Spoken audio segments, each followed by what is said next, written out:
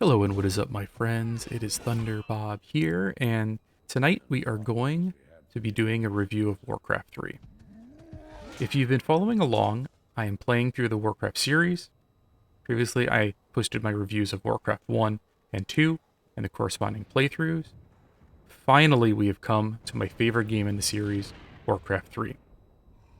I think this game perfected the real-time strategy genre by refining the gameplay, taking lessons from the StarCraft series, which had released between Warcraft II and III, and also by evolving the genre by adding in RPG elements, hero units, and a much deeper storyline than was previously found in the series. This is also by far the most accessible point to enter the series, and I highly recommend starting with Warcraft 3. The quality of life improvements and the level of polish this game received elevated it and make it a very easy game to play even 20 years later. Now, I've talked about my history with the franchise in previous videos. My first introduction to the Warcraft series was watching a friend play the PlayStation version of Warcraft II. Then a few years later, I got my own computer with the Battle.net edition of Warcraft II.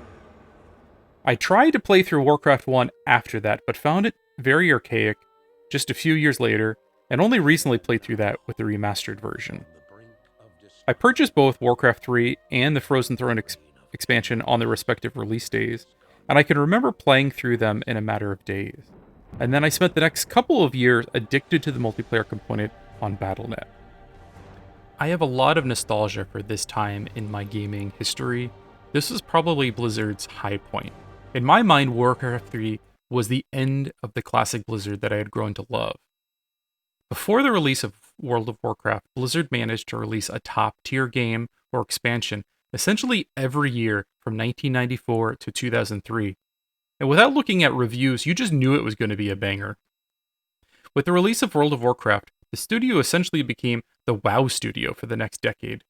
And though I did enjoy that game and I played it for a few years, and to varying degrees I liked the other releases like Diablo 3, StarCraft 2, and Diablo 4, the studio has never quite recovered the level of quality, originality, and the release cadence that they had during those golden years.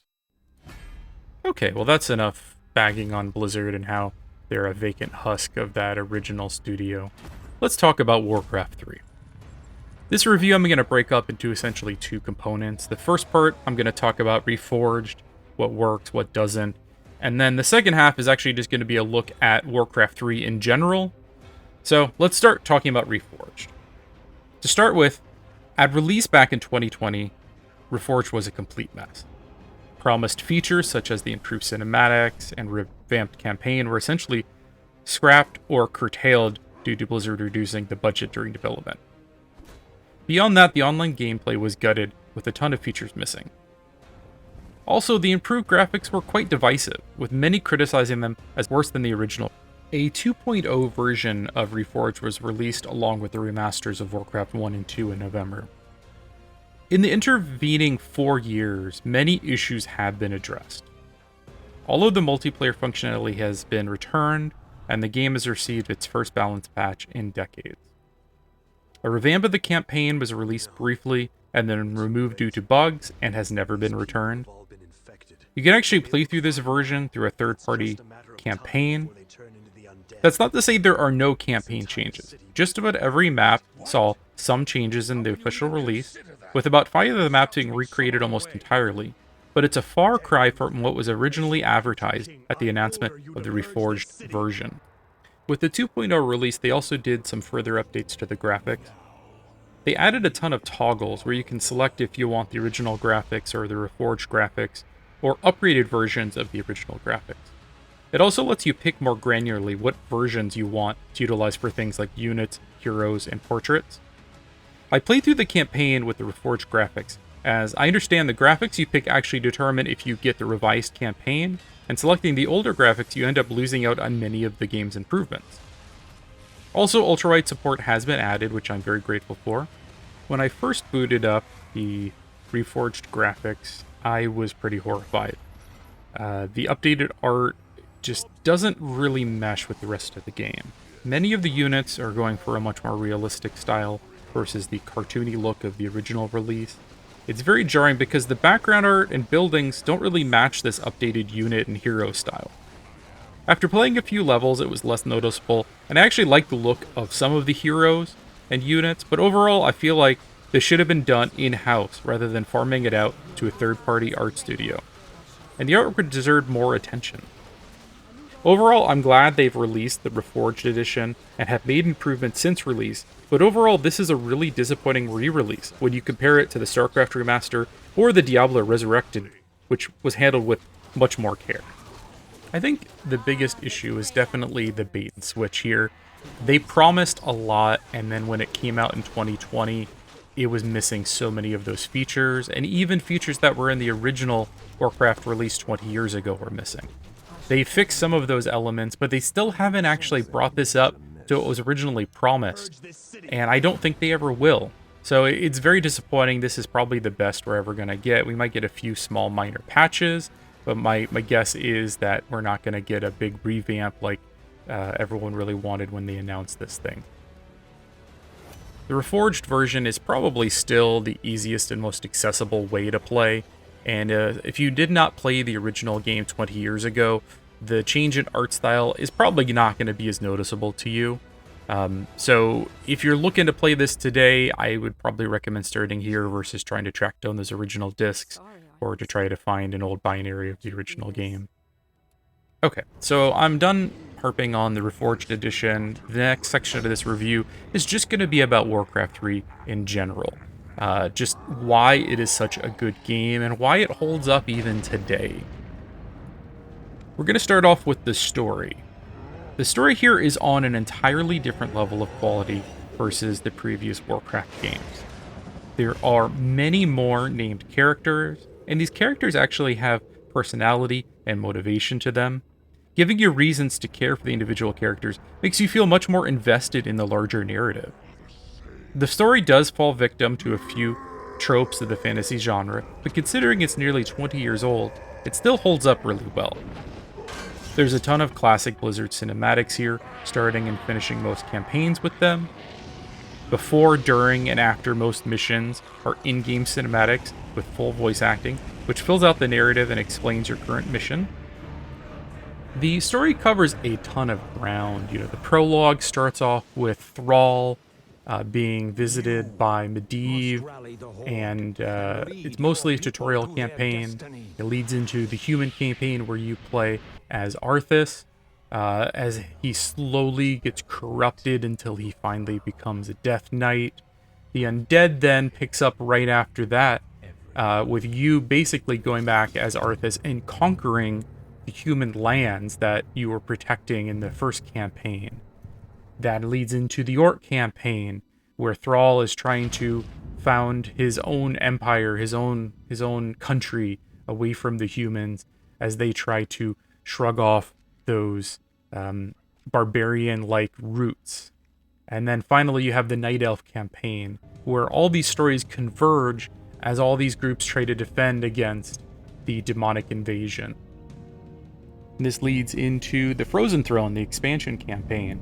You start out as the Night Elves, and you are playing as Maeve, the Warden of Illidan, and you're trying to track him down, leading into the Human campaign, which is actually in this campaign a Blood Elf campaign, where you are the last remaining High Elves who have now rebranded as the Blood Elves, and you are trying to make your way along the, after the destruction of Quel'Thalas.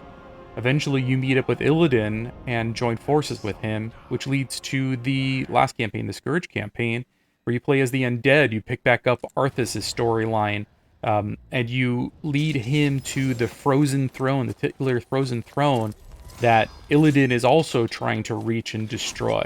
And each of these campaigns lead one into the next in just a really unique way. Like if you think back to Warcraft I and II, that storyline was just so simplistic and basic.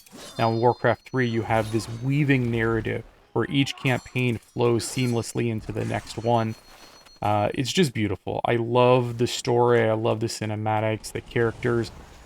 Modern Warcraft, and by that I mean World of Warcraft, I think, which is today way more popular than Warcraft ever was.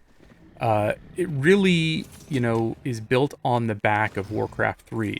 All of the major heroes and story elements largely came from Warcraft 3. If you ask a modern Warcraft fan, like, to tell you the story of the earlier games, they probably couldn't, but they know most of the heroes from Warcraft 3. They know most of the major story beats. And this really set the stage for World of Warcraft and the future of the series. And the final bonus campaign, the Founding of Durotar, the Orc campaign in the Frozen Throne, is essentially like a proto World of Warcraft mission with RPG elements and character progression. It feels like it was really a testing ground for things that they built into into World of Warcraft several years later. Next, let's talk about mission variety and difficulty. The missions have a ton of variety, from traditional maps where you have to clear all the enemies or defend a base for a set amount of time, but many have very unique mechanics or features. There are maps that are basically like proto Defense Against the Ancients or tower defense maps. Sometimes they can feel a bit gimmicky, but they're a lot of fun. There are perhaps a few too many missions where you're leading a hero and just a couple of units across a map, and not enough missions where you're actually building up a full base and you get the full complement of your race's units. And that may be my one complaint. The game holds your hand a bit too much. The first few tutorial missions are very slow, and each of the first few missions for each race are also quite slow, and it doles out the units very, very slowly over several missions. It's not till like the last 1, 2, 3 missions, especially in the base game, when you have the full selection of units available to you. I would happily cut a few of these early missions for a few more late game maps where you have all units available and you have more traditional clear the map objectives. It definitely feels like the Frozen Throne went a little crazy with these missions and the difficulty. The base game, you usually only have 1, maybe 2 heroes at a time. In the Frozen Throne, there are missions where you have 3 or 4 heroes. There are missions where you control 1, 2, 3 separate armies, sometimes separate races at the same time, each having to harvest their own resources, each having to build their own army with unique population caps. It could be pretty overwhelming, but it adds to the fun. I played through the original campaign, the non-expansion campaign, on hard mode without too much trouble. It was satisfying and just short of frustrating on that hardest mission.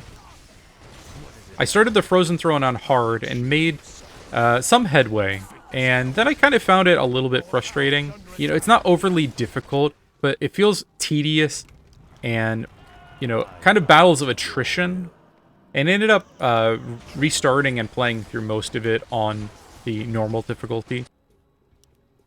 I think some of the changes that they've made to the multiplayer may have bled into the campaign and negatively affected it.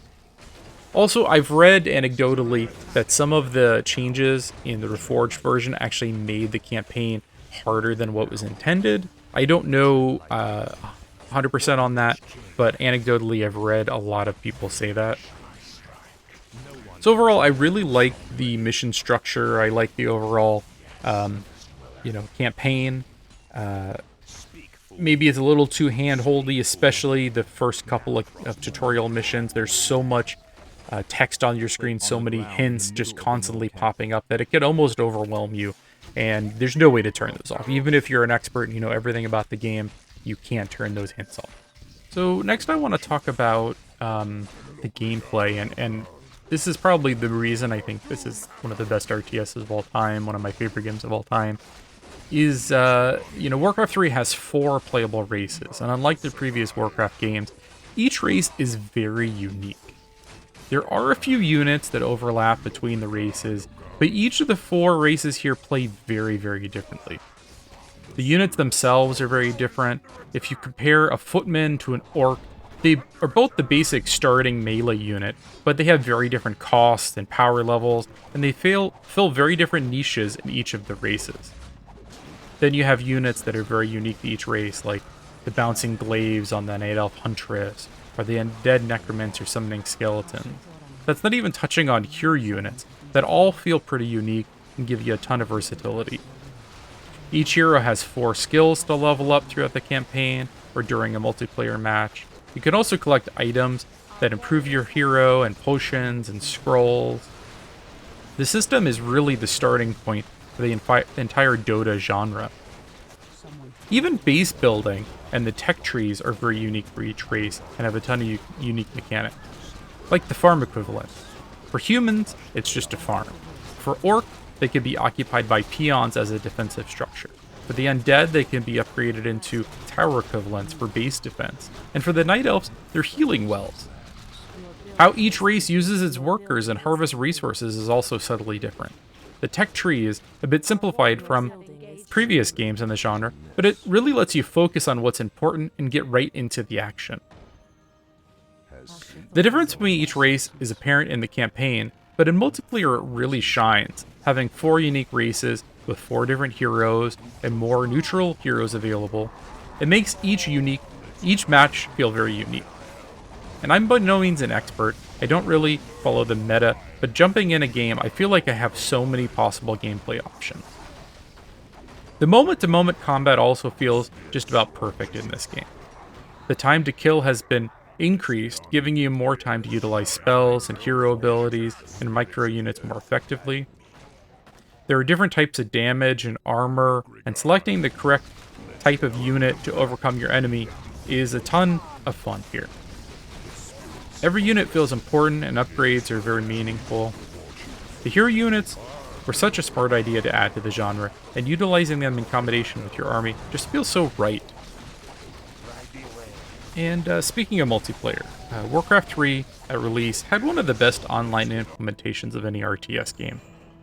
With the 2.0 release, most of those elements have been re-implemented. You've got ranked matches, guilds, tournaments, custom games. There is a sizable community, and it's easy to find a game these days. There are a ton of custom games from unique campaigns to RPG maps and a ton of Dota-style games.